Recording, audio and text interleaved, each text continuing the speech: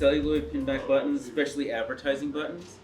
They were mostly popular between 1890 and 1940, and they were given away as premiums from companies, whether you bought a product or not, or whether they were just given away as premiums.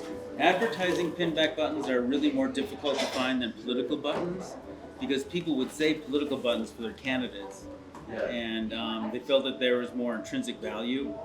But advertising buttons were thrown away or tossed out, and in many cases the celluloid started to crack because they were made a little more cheaply.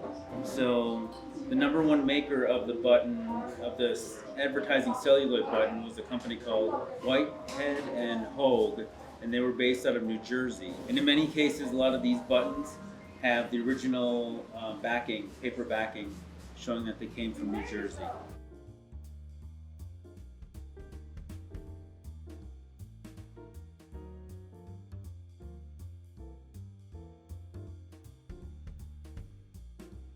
And this one was tossed in for free, and you wouldn't think much of it, this little cast iron axe, but this is actually a premium, or it was a little souvenir that was given away during the temperance movement, just before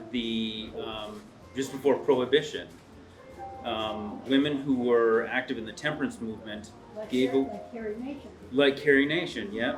They would give out little axes because it symbolized the act of hacking open whiskey barrels and beer barrels and letting them all flow into the gutters. So the tiny little axes were given as souvenirs so that if you were a prohibitionist, you'd carry a little axe with you in your pocket.